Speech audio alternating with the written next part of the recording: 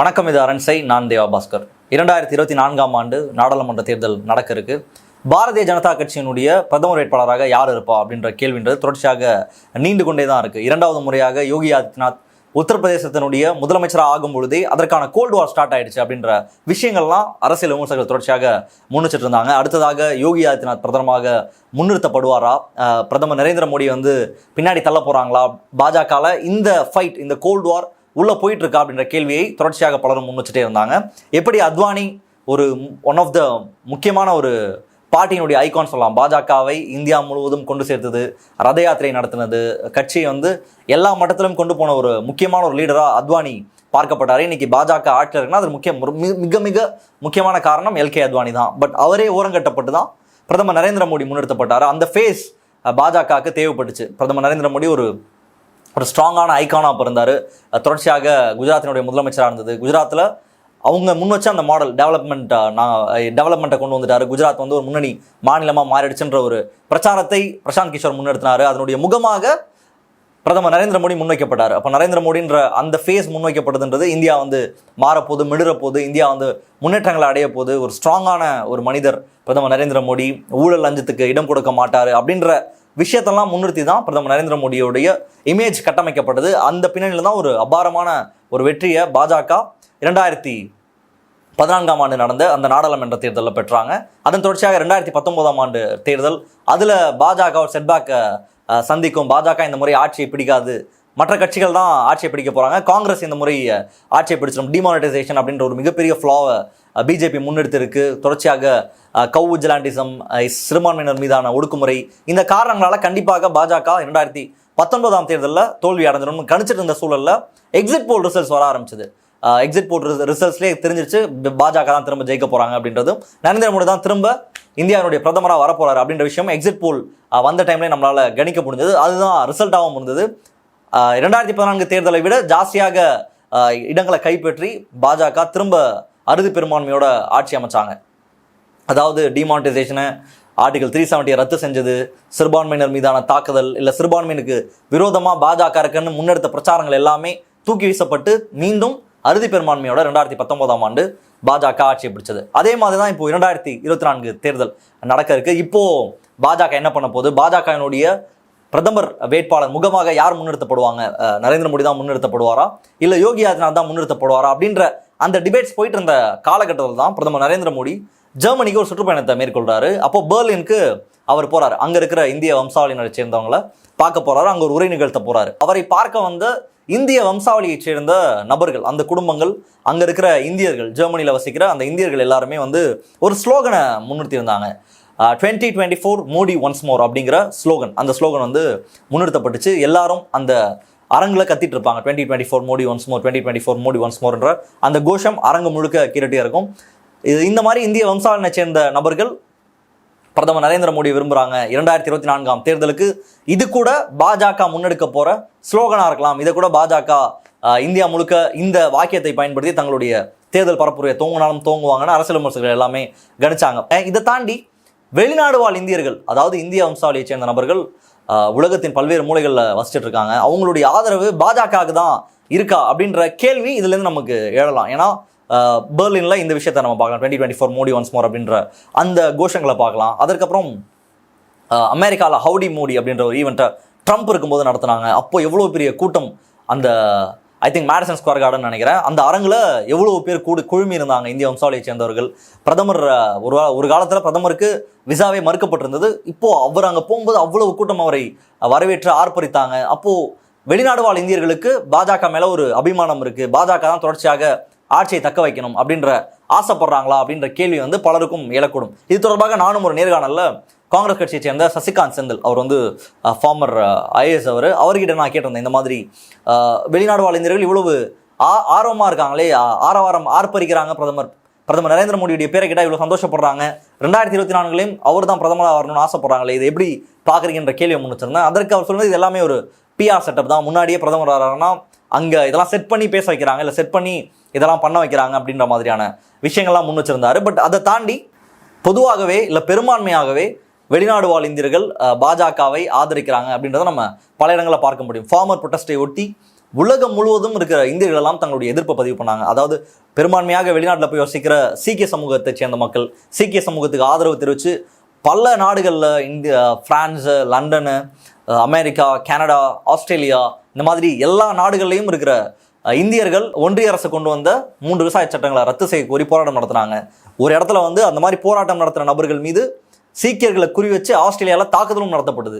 அது RSS சேர்ந்த நபரும் அந்த தாக்குதலையும் முன்னெடுத்தாங்க. ஸோ இந்த மாதிரி உலகம் முழுவதும் வெளிநாடு வாழ் இந்தியர்கள், இந்திய வம்சாவளியை சேர்ந்த நபர்கள் எல்லாரும் பாஜகவுக்கு ஒரு தங்களுடைய அதிகபட்ச ஆதரவை தெரிவிப்பதை நம்மளால் பார்க்க முடியும். அவங்க டிசைட் பண்ணுறாங்க இந்த கட்சி தான் இந்தியாவில் ஆட்சியில் இருக்கணும். அவங்க என்ன பின்னணியில் பண்ணுறாங்க, ஒருவேளை ஒரு உயர் வர்க்கத்தை சேர்ந்தவர்கள், உயர் சமூகத்தை சேர்ந்த நபர்கள் நமக்குடைய ரெப்ரசன்டேட்டிவாக பாஜக தான் இருக்குன்னு அவங்க ஃபீல் பண்ணுறாங்களா என்ன அப்படின்றதுலாம் நமக்கு தெரியல. பட் அவங்களுடைய ஆசை அப்படின்றது பாஜக ஆட்சியில் இருக்கணும், இல்லை பாஜகவுடைய இந்த பாலிடிக்ஸ், ஹிந்துத்துவா பாலிடிக்ஸ் கண்டிப்பாக இந்தியாவில் இருக்கணும் அப்படின்றது அவங்களுடைய ஆசையாக இருக்குது, இல்லை அஜெண்டாவாக கூட இருக்குது. இதுக்கு ரொம்ப ஒரு சமீபத்திய உதாரணத்தை நான் மேற்கோள் காட்ட விரும்புகிறேன். இந்தியாவினுடைய 75வது சுதந்திர தினத்தை நம்ம எல்லாருமே கொண்டாடி இருப்போம். இந்தியா முழுக்க அது விமர்சையாக கொண்டாடப்பட்டது. வெளிநாட்டில் இருக்கிற உலகம் முழுவதும் இருக்கிற இந்தியர்கள் தங்களுடைய தாய்நாட்டை நினைவு கூர்ந்து அந்த 75வது சுதந்திர தினத்தன்னைக்கு தங்களுடைய ரெஸ்பெக்ட் கொடுத்துருப்பாங்க. நம்ம முன்னோர்களுக்கு, இந்திய சுதந்திரத்தை வாங்க பாடுபட்ட அனைத்து தியாகிகளுக்கும் தங்களுடைய வீர வணக்கத்தை செலுத்தியிருப்பாங்க. அந்த மாதிரி அமெரிக்காவினுடைய நியூஜெர்சி மாநிலத்தில் இந்திய சுதந்திர தின அணிவகுப்பு நிகழ்ச்சி நடத்தினது. அதை இந்தியன் பிஸ்னஸ் அசோசியேட்ஸ் அப்படின்ற ஒரு அமைப்பு நடத்துகிறாங்க. அந்த அமைப்பில் பல்வேறு நிகழ்ச்சிகள் நடத்தப்படுது. அந்த நிகழ்ச்சியின் ஒரு பகுதியாக ஒரு புல்டோசர் வச்சிருந்த ஒரு பரேட் ஒன்று வருது. புல்டோசர் கா பாபா அப்படின்னு சொல்லிட்டு பிரதமர் நரேந்திர மோடியோடைய புகைப்படம், உத்தரப்பிரதேசனுடைய சீஃப் மினிஸ்டர் யோகி ஆதித்யநாத் இவருடைய புகைப்படம், இவங்களுடைய புகைப்படம், இதெல்லாமே வச்ச ஒரு புல்டோசர் அது அந்த பரேடில் வந்திருக்கு. இந்த புல்டோசர் பற்றி பார்க்கணும்னா உங்களுக்கு எல்லாருக்குமே தெரியும். ரொம்ப சமீபமாக சொல்லணும்னா நுபுர் சர்மா அவங்க ஒரு டெரகேட்டரி ரிமார்க்ஸை இஸ்லாமியர்கள் தங்கள் இறை தூதராக நம்புகிற நபிகள் நாயகத்தின் மீது சுமத்தியிருந்தாங்க. அதன் தொடர்ச்சியாக அவங்க அந்த பார்ட்டிலேருந்து நீக்கப்பட்டாங்க. பார்ட்டியுடைய பைலாஸ்க்கு அகேன்ஸ்டாக நுபுர் சர்மா செயல்பட்டாங்க. அதனால் கட்சியிலேருந்து நீக்கிறோன்னு சொல்லி பிஜேபியோட ஹைகமாண்டே அந்த முடிவு எடுத்திருந்தது. அந்த இஷ்யூ தொடர்பாக ஒரு போராட்டம் நடக்குது. அந்த போராட்டம் உத்தரப்பிரதேசில் இருக்கிற ஒரு மாவட்டத்தில் அந்த போராட்டம் முன்னெடுக்கப்படுது. பல இடங்கள் நடந்தது. இதில் உத்தரப்பிரதேசத்தில் ஒரு மாவட்டத்தில் நுபுர் சர்மா பேசிய இந்த சொல்லுக்கு எதிராக ஒரு போராட்டம் நடந்தது. அந்த போராட்டத்தை ஒருத்தர் தலைமை தாங்கி நடந்திருக்காரு அப்படின்னு சொல்லி அவருடைய வீடு திட்டமிட்டு இடிக்கப்பட்டுச்சு. அஃப்ரின் ஃபாத்திமாவினுடைய வீடு தான் நான் குறிப்பிட்டு சொல்கிறேன். அஃப்ரின் ஃபாத்திமா ஒரு JNU மாணவர், மாணவர் செயற்பாட்டாளர். தொடர்ச்சியாக CAA போராட்டம், காஷ்மீர் ஆர்டிகல் 370 எதிர்த்து நடத்தின போராட்டம், மாணவர் பிரச்சனை உள்ளிட்ட எல்லா பிரச்சனைகளும் தொடர்ச்சியாக குரல் கொடுத்து கொண்டு இருக்கிற நபர். அவங்களுடைய வீடு இடித்து தரைமட்டமாக்கப்பட்டுச்சு. அதாவது அவங்க ஒழுங்காக பெர்மிஷன் வாங்கி வீடை கட்டலன்னு சொல்லி இவ்வளவு நாள் அஃப்ரின் ஃபாத்திமா அவங்களுடைய குடும்பம் வசிச்சுட்டு இருந்த வீடு ஒரே நாளில் இடித்து தரைமட்டமாக்கப்பட்டுச்சு. எல்லாருமே கேள்வி கேட்டாங்க, இங்கே சட்டம்னு ஒன்று இருக்குது, அந்த சட்டம் எங்கே? இப்படி தான் ஒரு மாற்று கருத்துள்ள நபர்களை, இல்லை அரசின் மீது ஒரு விமர்சனத்தை முன்வைக்கக்கூடிய நபர்களை, அரசு கொடுத்திருக்கிற உறுதியளிச்சிருக்கிற அரசியலமைப்பு உறுதி செஞ்சிருக்கிற வகையில் தங்களுடைய எதிர்ப்பை பதிவு செய்கிற ஒரு நபரினுடைய வீடு இப்படி தான் இடித்து தரைமட்டமாக்கப்படுமா ஒரே நாளில் அப்படின்ற கேள்வியை அனைவரும் சமூக செயற்பாளர்கள், எதிர்கட்சி தலைவர்கள் எல்லாருமே கேள்வி எழுப்பிட்டுருந்தாங்க. இது அஃப்ரின் ஃபாத்திமாவுக்கு மட்டும் நடக்கலை. அரசை எதிர்த்து கேள்வி கேட்கிற நபர்கள், இல்லை பாஜக அரசு உத்தரப்பிரதேசத்தை ஆளுகிற பாஜக அரசோட பார்வையில் எங்களுடைய வீடு நீ இருக்கக்கூடாது, இல்லை நீ அரசுக்கு எதிரான நபர்னு நினச்சாங்கன்னா உடனடியாக இடித்து தரைமட்டமாக்கிடுவாங்க. இது உத்தரப்பிரதேசத்தில் இருக்கிற பல்வேறு மாவட்டங்கள் இந்த சம்பவம் நடந்தது. ஒரே நாளில் வீடை இழந்த நபர்கள் அப்படின்றதெல்லாம் நம்ம நிறைய பேரை தொடர்ச்சியாக பார்த்துட்டே வரோம். இது அந்த மாநிலத்தோட மட்டும் நிற்கலை. அதன் தொடர்ச்சியாக டெல்லியில் என்க்ரோச்மெண்ட்னு சொல்லி இஸ்லாமியர்களுடைய குடியிருப்புகள் இடிக்கப்பட்டது. அந்த இடிக்கப்பட்ட அந்த குடியிருப்புகளில் அந்த புல்டோசர் மேலே ஏறி நின்று செய்தியாளர்கள் லைவ் கொடுத்ததெல்லாம் நம்ம பார்த்தோம். அந்த மாதிரி ரொம்ப ஒரு மனிதத்தன்மையற்ற செயல்கள் எல்லாத்தையும் நம்ம தொடர்ச்சியாக சந்திச்சிட்டே இருக்கோம். அது டெல்லி, மத்திய பிரதேஷ், குஜராத் உள்ளிட்ட பல மாநிலங்களில் இந்த புல்டோசர் கலாச்சாரம் தொடர்ச்சியாக பரவிட்டே வருது. இதை கொண்டாடுகிற ஒரு நபர்களும் இருக்காங்க. ஆமாம், அப்படி தான் இடிப்போம், இதில் என்ன தப்பு இருக்குது? நீ ஃப்ரைடே நீ சண்டை போடுற, இல்லை ஏதாவது பிரச்சனை பண்ணுறனா நாங்கள் இப்படி தான் உங்களை டீல் பண்ணுவோம்.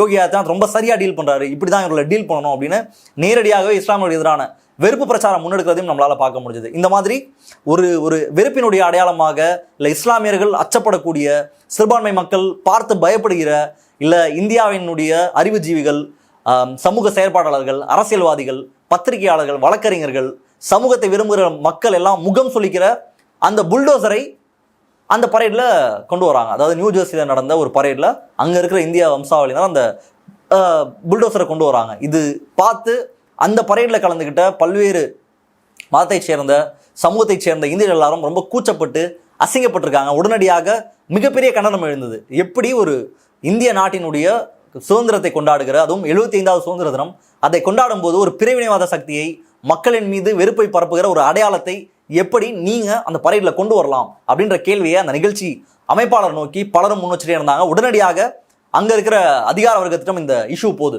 நாங்கள் வந்து எப்படி இந்த மாதிரி இந்த பரேடை அனுமதிக்கலாம், ஒரு டிவிசிவ்னஸை இந்த பரேட் காமிக்குது, மக்களிடையே பிளவுபடுத்துகிற ஒரு அரசியலை, ஒரு வெறுப்பு அரசியலை, அந்த அதனுடைய சிம்பலா அந்த புல்டோசர் இருக்கு, அதை எப்படி நீங்க அலோவ் பண்ணீங்க, எப்படி நடத்துறீங்க, என்ன கன்வே பண்ண வரீங்க இதன் வழியாக அப்படின்ற விஷயங்கள் எல்லாம் அங்கே இருக்கிற இஸ்லாமியர்களாக இருக்கலாம், பல சமூகத்தை சேர்ந்த மக்கள் எல்லாரும் தொடர்ச்சியாக முன் வச்சாங்க. உடனடியாக ஒரு கண்டன அறிக்கை சமர்ப்பிக்கப்பட்டுச்சு. இதன் தொடர்பாக ஒரு விசாரணையை அவங்க வந்து மேற்கொண்டாங்க. அந்த மாநிலத்தினுடைய மேயர், அங்கே இருக்க செனட்டர்ஸ், அங்கே இருக்கிற அதிகாரத்தில் இருக்க பல முக்கியமான அதிகாரிகள் எல்லாரும், அரசியல் தலைவர்கள் எல்லாரும் உடனடியாக இந்த விஷயத்துக்குள்ள இன்டர்வீன் பண்ணாங்க. எப்படி இந்த மாதிரி சொல்றாங்களே, நீங்க என்ன ரெப்ரசென்ட் பண்ணி இதனால அதை நீங்க கொண்டு வந்தீங்க அப்படின்ற கேள்வி முன்வைக்கப்பட்டது. உடனடியாக இந்த நிகழ்ச்சியை ஒருங்கிணைத்த ஏற்பாடு செய்த இந்தியன் பிஸ்னஸ் அசோசியேட்ஸ் அந்த அமைப்பு உடனடியாக ஒரு மன்னிப்பு கடிதத்தை எழுதியிருக்காங்க. நாங்கள் தெரியாமல் இதை கொண்டு வந்துட்டோம், ஒரு சுதந்திர தின நிகழ்ச்சியில் அரசியலை புகுத்தியது எங்களுடைய தவறு, நாங்கள் மன்னிப்பு கேட்டுக்கிறோம் அப்படின்னு சொல்லி உடனடியாக அவங்க அங்கே அந்த புல்டோசரை கொண்டு வந்ததற்காக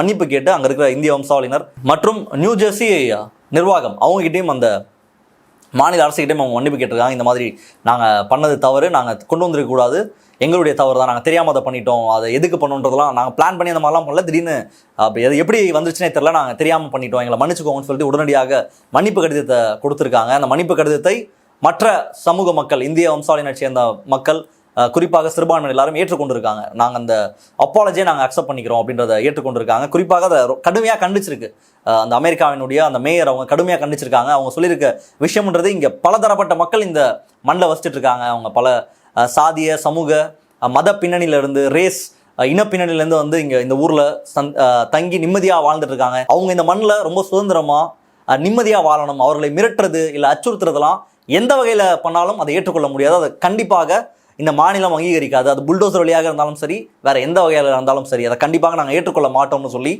அந்த அமெரிக்க நிர்வாகம், அமெரிக்க மேயர் அவர் எச்சரிக்கை விடுத்திருக்காரு. அந்த உடனடியாக அவர் தான் வந்து அப்பாலஜி கொடுக்க சொல்லி உடனடியாக அந்த நிகழ்ச்சியை ஏற்பாடு செய்த நபர்கள் அப்பாலஜி கொடுத்து இன்னைக்கு இந்த அப்பாலஜியை வாங்கியிருக்காங்க. இந்த புகைப்படம் வெளியானப்போ, அந்த புல்டோசர் புகைப்படம் வெளியானப்போவே இங்கே இருக்கிற இந்தியர்கள் பலரும் கண்டனம் தெரிவிச்சிருந்தாங்க. ஒரு முகம் சொல்லிக்கிற வகையில் இருக்குது.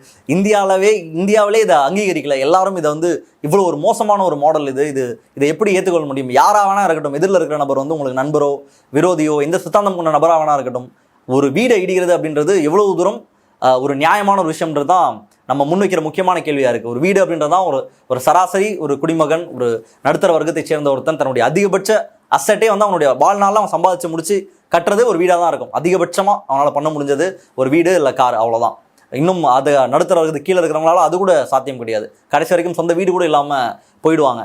ஆனால் அவ்வளவு கஷ்டப்பட்டு தன்னுடைய வாழ்நாள் உழைப்பான இருக்கிற ஒரு வீடை ஒரே நாளை இடிக்கிறது அப்படின்றது எவ்வளவு ஒரு குரூரமான ஒரு சிந்தனை, அது எவ்வளவு பெரிய ஒரு வெறுப்பு அப்படின்றத நான் சொல்லி உங்களுக்கு தெரிய வேணாம். ஸோ இந்த மாதிரியான ஒரு வெறுப்பு பிரச்சாரம் இங்கே நிராகரிக்கப்படும் போது, இங்கே பலரும் அதற்கு எதிராக தொடர்ச்சியாக குரல் கொடுத்துட்டு இருக்கும் பொழுது, இந்த விஷயத்த அமெரிக்காவில் காட்டி தான் இன்றைக்கி மிகப்பெரிய ஒரு அவமானத்தை இந்தியாவுக்கும் இந்தியர்களுக்கும் அங்கே வாழ்கிற இந்திய வம்சாவளியினர் ஏற்படுத்தியிருக்காங்கன்றதான் இந்த விஷயம் மூலமாக நம்மளால் புரிஞ்சுக்க முடியும்.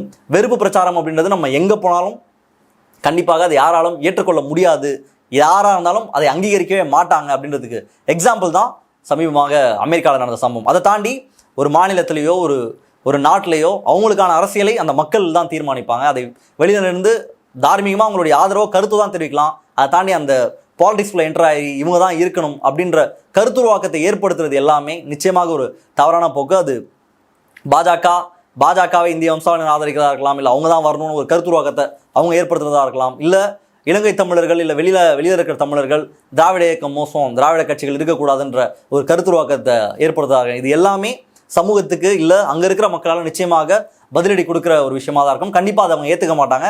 அதுக்கான ரிபியூட்டல் அப்படின்றது ஸ்ட்ராங்காக தான் இருக்கும். கண்டிப்பாக நான் இந்த மண்ணில் இருக்கேன், எனக்கான பிரச்சனையை அந்த கட்சியால் நான் ஃபேஸ் பண்ணிட்டு இருக்கேன், இல்லை எனக்கான நன்மையை நான் பார்த்துட்டு இருக்கேன், நான் தான் இந்த மண்ணுக்கான அரசியலை முடிவு செய்ய முடியும். அதை வெளியிலிருந்து வேறு யார் இயக்கினாலும் இல்லை வேறு யார் சொன்னாலும் அதற்கான ரிபியூட்டல் இல்லை பதிலடி அப்படின்றது ரொம்ப ஜாஸ்தியாக தான் இருக்கும்.